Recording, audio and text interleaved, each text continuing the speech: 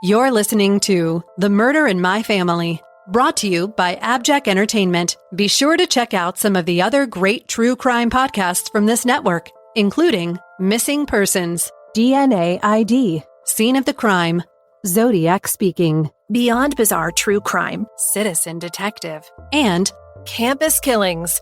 All of these podcasts are available for you to binge on right now, wherever you listen to podcasts. Subscribe where you're listening to this podcast so you don't miss an episode. The views and opinions expressed by guests on this podcast do not necessarily represent those of the podcast, its host, or sponsors. If you would like to discuss the murder in your family on this podcast, please be sure to visit themurderinmyfamily.com for more information. You can support this podcast by visiting patreon.com/themurderinmyfamily. This episode may contain unsettling material or subject matter. Listener discretion is advised.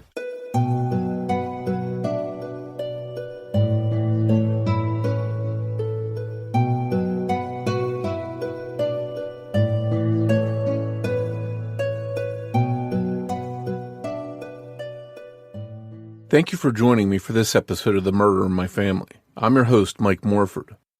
In this episode, we'll be discussing the case of a man who was shot to death one night while he traveled down the highway at 70 miles per hour.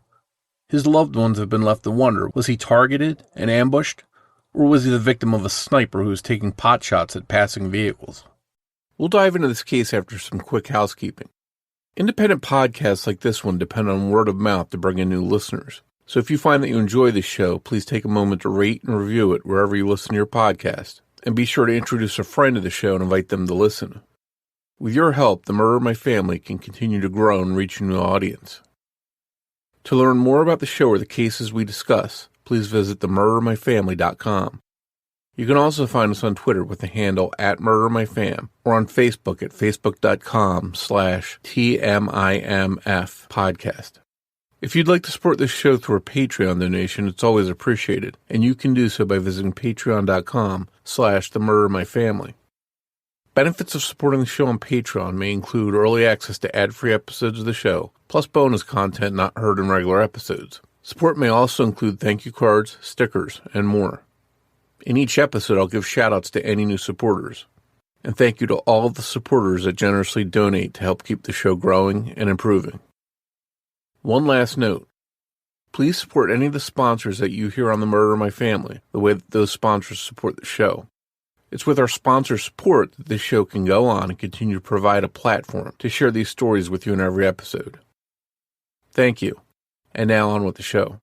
Jesse Miles Dempsey of Lithonia, Georgia, was born on August 23, 1979, to parents Gayla and John. He went on to have 3 children of his own, Ben, Cora, and Emma. He loved to ride his motorcycle and was an avid hunter and fisherman. He also enjoyed playing soccer, and he was a handy kind of guy installing garage doors for a living. Jesse also had a close relationship with his girlfriend, Kendra Vickery. They were longtime friends and eventually started dating, and they were a couple for years. Not long before Jesse died, he and Kendra had broken up. They eventually began to see each other again after a 6-month separation, but Kendra was troubled to learn that Jesse had fallen in with a bad crowd of people during their breakup. That was concerning for her because Jesse was a convicted felon, and she wanted him to steer clear of trouble. Although she wasn't quite sure what Jesse and the crowd he was hanging with were into, she was worried. On October 26, 2020, Jesse and Kendra went to visit her father's grave. He had died on that same day 17 years earlier, so it was a somber day. On the way home, they stopped at a Popeyes to get chicken sandwiches, and then headed home. Jesse was driving Kendra's white GMC Sierra pickup truck while she rested in the front passenger seat. What happened next happened in the blink of an eye, and it was very chaotic. At close to 11 p.m., the couple were cruising eastbound down I-20 at about 70 miles per hour, coming into Lithonia. About a half mile before the Pinole Road exit, according to Kendra, she heard an explosion and thought that one of the truck's tires had blown out. Somehow, Jesse slammed on the brakes and came to a stop in the middle lane of the busy highway. Before Kendra even realized what happened, their truck was violently struck from behind by another vehicle, which forced the truck to roll forward. Kendra grabbed the steering wheel and somehow guided the truck over to the shoulder of the road, in shock over the chaos of what had just happened. She quickly grabbed her cell phone and dialed 911. As she did, she smelled what she thought was smoke and burning rubber. She looked over at Jesse, who was slumped over in the seat, and he appeared to be unconscious. As she connected to 911, she noticed that the truck's back window was gone. It would later be determined that it had been shot out. When she was on the phone with 911, she noticed blood running down the driver's side headrest and from Jesse's head. It turned out that Jesse had been struck by a single bullet that apparently passed through the back window of the truck and then entered through the back of the driver's side headrest before striking Jesse in the back of his head. Still in shock, Kendra couldn't process what was going on. She tried to get out of the truck by opening the door, but couldn't, so she climbed out through the passenger side window to escape. By now, all the traffic on the highway had come to a stop. Police and EMTs were dispatched to the scene. They arrived and determined that Jesse still had a pulse but was barely alive, and he was rushed to the hospital. And it turns out that Jesse wasn't the only victim that night.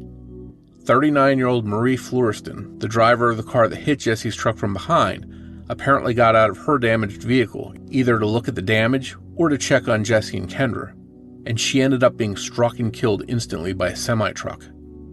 It was a horrible scene, one that police had to sort out. Kendra was taken to the police station to be questioned. From the questions she was asked, she felt that they suspected her somehow, or that she knew who was responsible. The questioning went on for hours. It wasn't until very far into the night that police told her, "You may as well tell us what happened. Jesse is dead." 41-year-old Jesse Dempsey had died some time before they actually told Kendra he was dead, yet they continued to question her. Eventually, she was released and ruled out as being involved in her boyfriend's death, and she was left to try and pick up the pieces and deal with her grief. Almost immediately, Kendra wondered if Jesse had been targeted, perhaps by one of the people he had been mixed up with.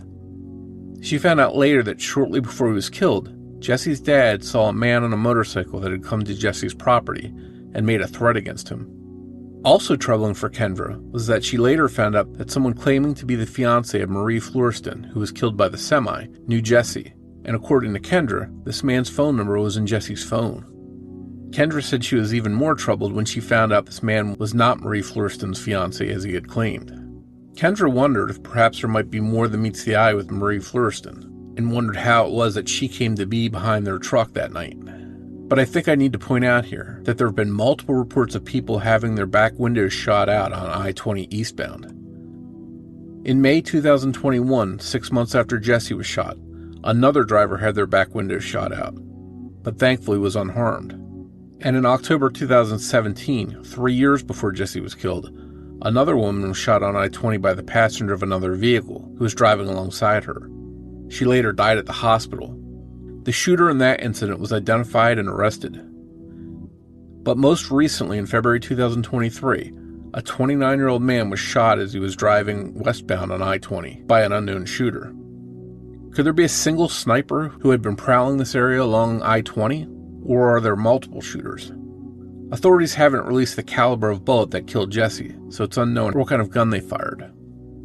At the end of the day, Jesse's friends and family are left to wonder, was he targeted or the victim of a random sniper?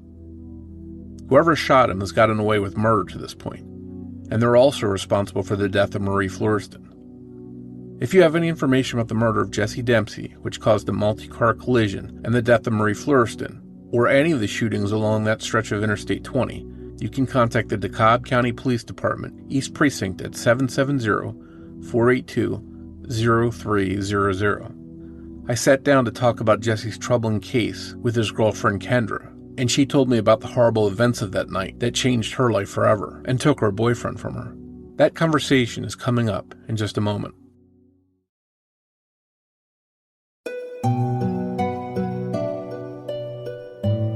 Hi, Kendra, and thank you for coming on the Murder of My Family to talk about your boyfriend Jesse's case with us. Hi, Mike. Hi, I'm glad to be here. I'm happy to have you here, and I'm hoping we can help you get some answers here. This is a real tragic story. I know it's one that hasn't been resolved. There's a lot of twists and things we need to get into.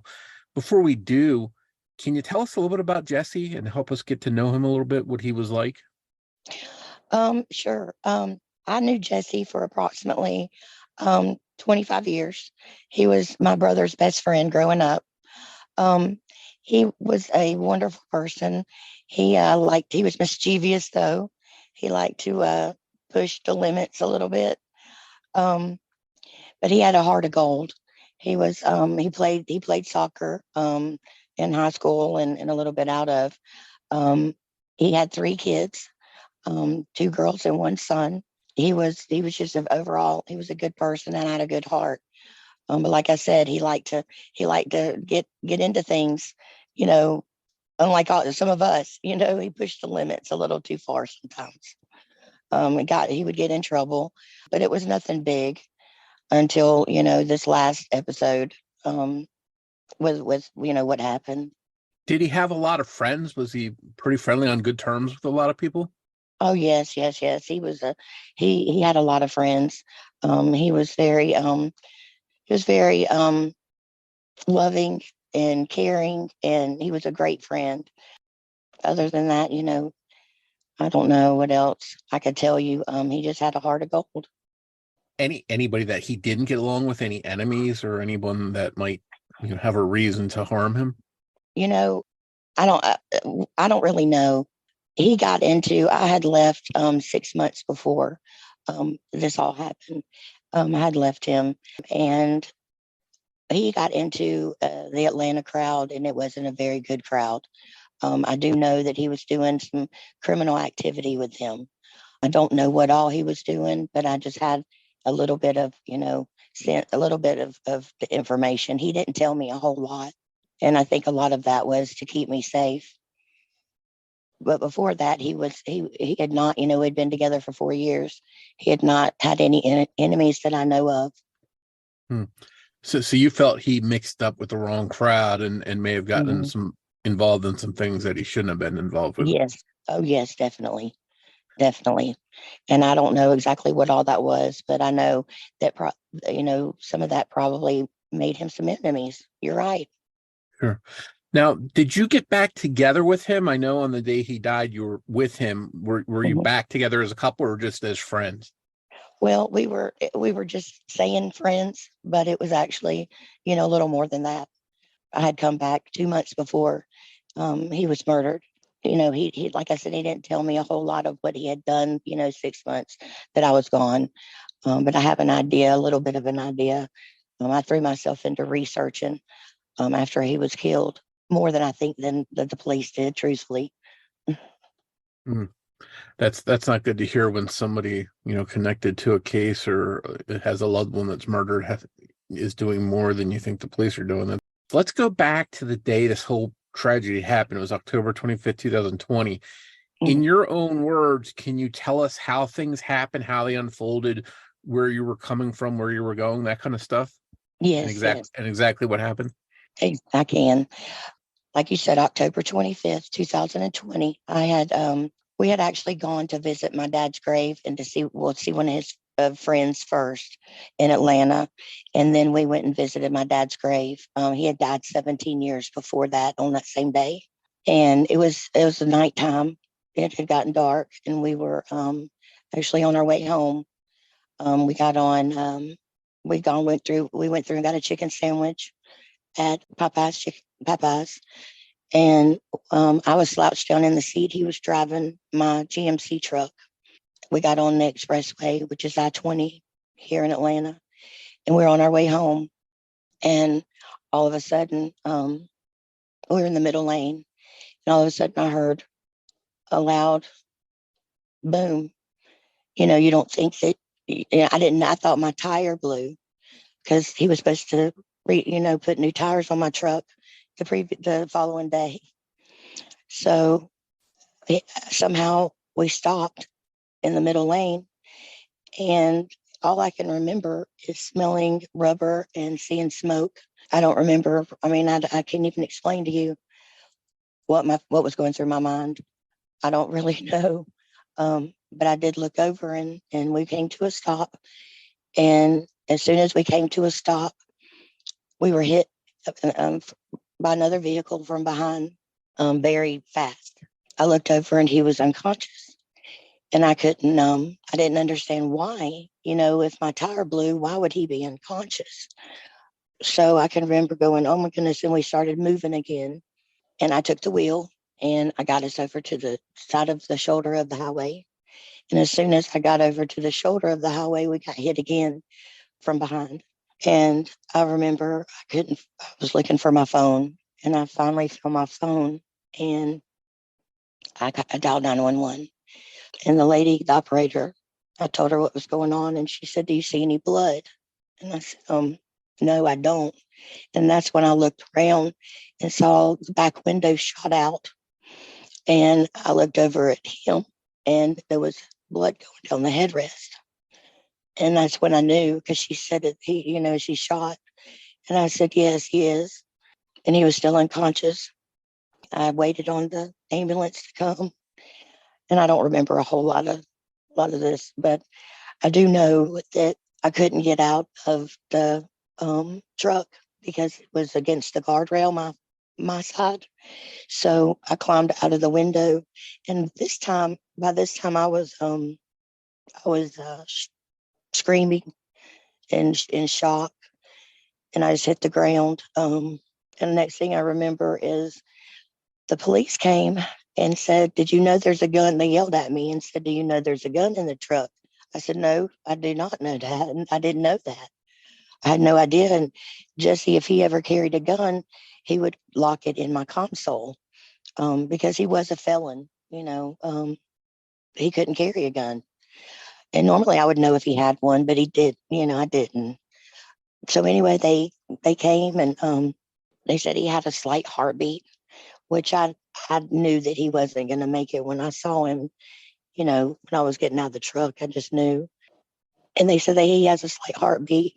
And then the ambulance came and rushed him to Grady.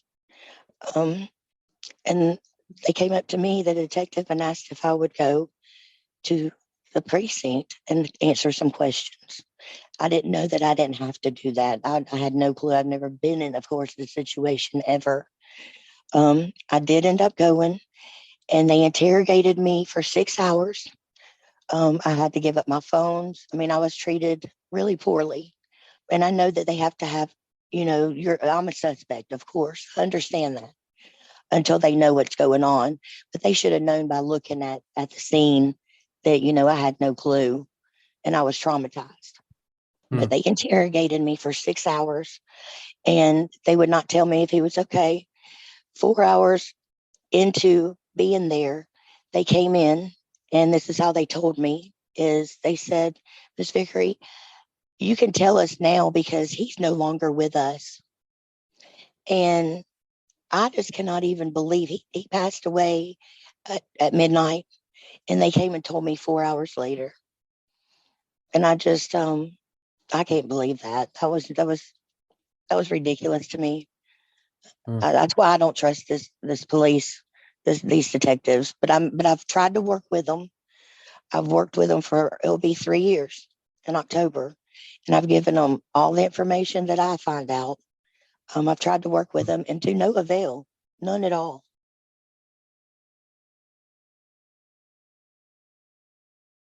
I just want to go back because this is so much to hear the story from you. It sounds like something out of a movie or something almost. So I'm just trying to, I'm trying to recap. So you're driving down the road, full speed on a highway, 70 miles an hour, whatever it is. You hear something that you think is a tire blowing out. It's obviously the window being shot. I'm curious. It was through the back window. Is that correct? Yes. Yes. And it struck the headrest of the front driver's seat that Jesse was driving. Right. And hit him in the back of the head. One shot, correct? One shot, yes. Okay.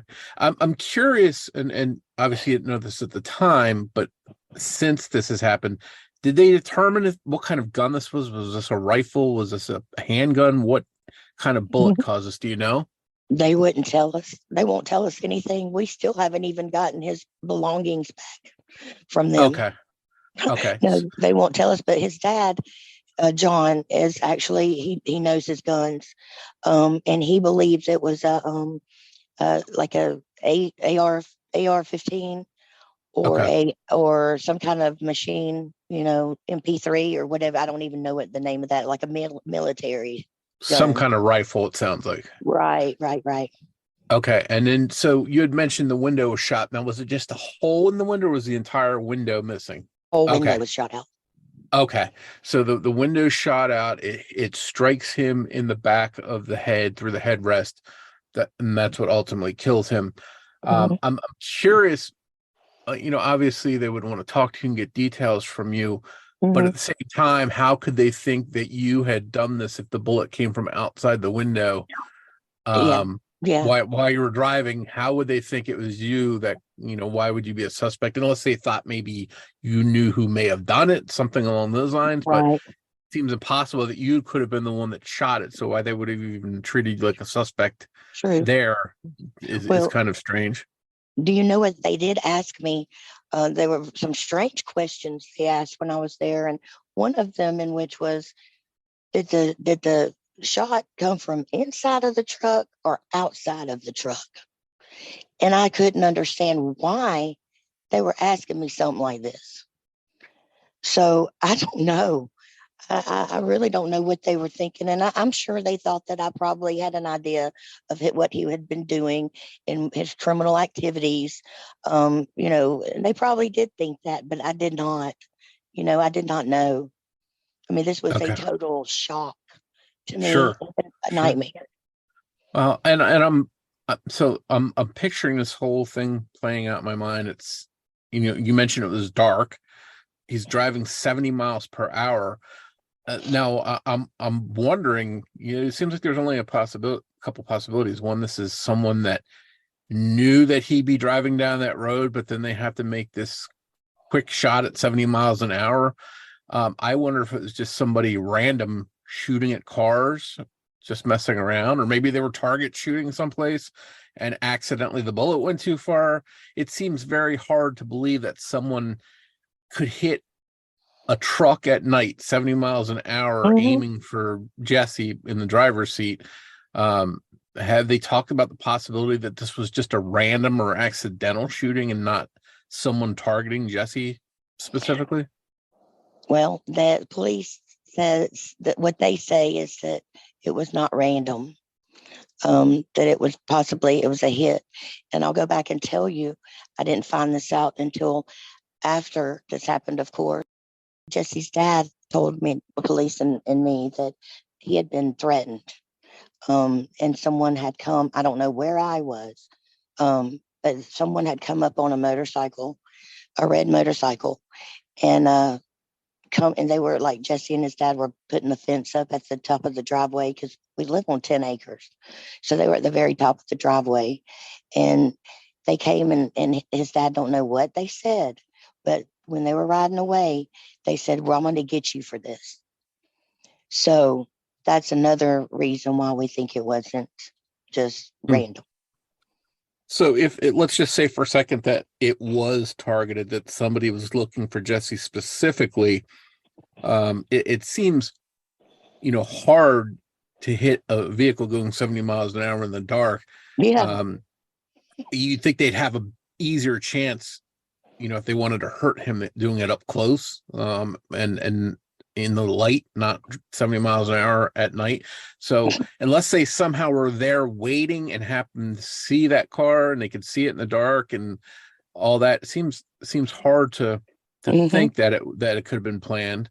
Although maybe they were in a car behind you following you guys and shot out the window. I mean, who knows? But it's just a very strange situation. I talk about a lot of different cases all the time, and all kinds of strange stuff's happens. So it's not impossible, but it just seems more likely that if somebody was targeting him, they could have easily killed him up close without trying to shoot at a truck 70 miles an hour. So I'm very curious. And then, this is, we didn't even mention this, but this is a real tragedy too, because you've got this whole accident that happened, but then one of the drivers of the other car stepped out of her car and was hit by a semi truck and killed. Did you see that happen? No, I did not. Thank goodness. I did not. No. So this is just terrible. Then this is a second person loses her life, at the same scene. Yes, It's horrible. It's absolutely horrible. She got out of her car, from what I've understood. She got out of her car. I don't know why. It was on a busy expressway.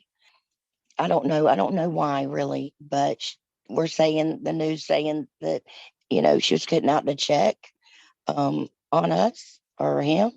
But I think we were being followed, to go back to your question. Truthfully, I think that we had been followed that night. The friend that we went and saw before we went to my dad's grave, they were acting very strange. And we had both of us, Jesse and I, both had bad vibes at that time. So I'm thinking that maybe we were set up, truthfully.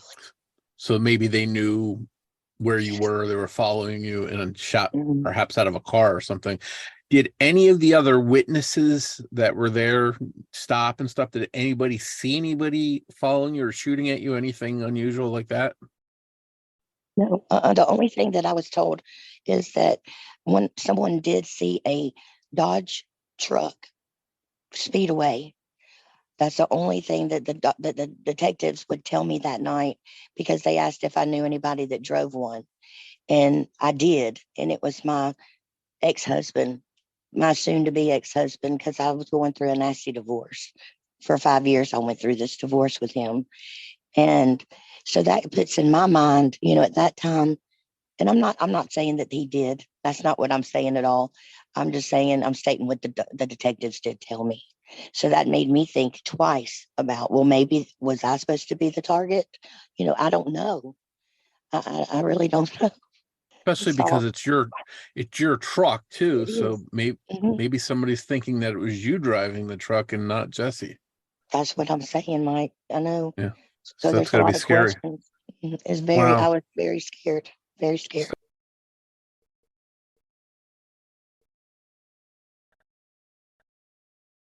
So I'm wondering now if somebody did this intentionally and not only killed Jesse, now this other driver got out of their car and was killed. I wonder if this person could be charged with this woman's death too, as being a murder, since it all happened because of what happened to Jesse. Have they said anything about whether this woman's death might be turned into a murder as well? Oh, I'm sure it will, but they won't tell us anything. They won't. I mean, it's been 3 years, excuse me. And the gun that Jesse had was his dad's. We are yet to get that back. They lost 2 of my phones that were in my truck. Jesse was, using one of them. The Cab County has lost my phones and now a gun. So I don't trust this department very much.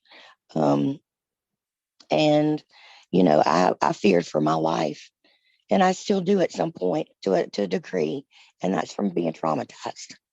Um, Mm. but I feared for my life for a long time. I wouldn't leave at nighttime because I was scared, you know. It's just a lot to take in. But going back to the lady that got out of her vehicle, I think it's a setup, truthfully. And I think she's involved. I think that she's involved.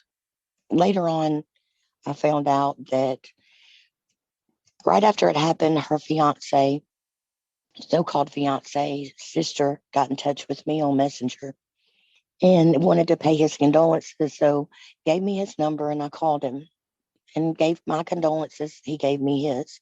He was telling me that he was on the phone with her when she was struck and killed, which is horrible. Oh my goodness. Well, 6 months later, like I said, I threw myself into researching for, I still do it at some point, but I was obsessed. I think that's how I grieved. But I was into doing the research and saw that Jesse knew her fiance, because he was one of his contacts, not only one number, but 2 numbers and an address. So that's what I'm saying. That may be a link right there. Wow. And did the police talk about that at all? Did they mention that, or have they questioned him as far as you know? I don't know. I don't know. I tell them everything that I find out. And that's one thing that hit me really hard when I found that out. And I also got in touch with her ex-husband, and they were not even, that wasn't her fiance. They were broken up. Not what I was told to begin with. No. Police will not tell me anything. I have to tell them, and then you know how that goes. Sure. And you mentioned that they sort of questioned you like you were a suspect, like you had some information or you had something to do with it. Right. Did they ever officially clear you and say, okay, we know you're not involved? Did Oh, they ever yes. give you that? Okay. Yes. Yes, definitely. And it wasn't, I mean, I know that everyone has to be a suspect at first, but like you said, there was no way, if you're looking at everything, the truck and everything, they shouldn't have known that to begin with. And I don't know why I was treated that way. I was very horrified because I was already in shock going through what I was going through. And I know sometimes in cases like this, afterwards you start hearing rumors or rumblings or somebody starts running their mouth. Was there anything that was talked about? Did you hear, did it come to your attention about anyone that was talking about being responsible or having information about what happened? I have actually heard a couple of things, and they won't come forward, of course, but it was talked about that maybe it was because of a stolen motorcycle. The group that he was running with for that 6 months, I found out that they were actually stealing motorcycles and parting them out. So that's what I heard. And like I said, I've told the police everything that I found out, but the detective told me not long ago that the only way we're gonna solve this is when someone gets mad at someone else and talks. Sure. That makes sense. Yes, And but or gets in trouble and they want to get right, themselves out of trouble. So they say, hey, if you get me out of trouble, I'll tell you what I know about right. Jesse's death. Sure, that makes sense.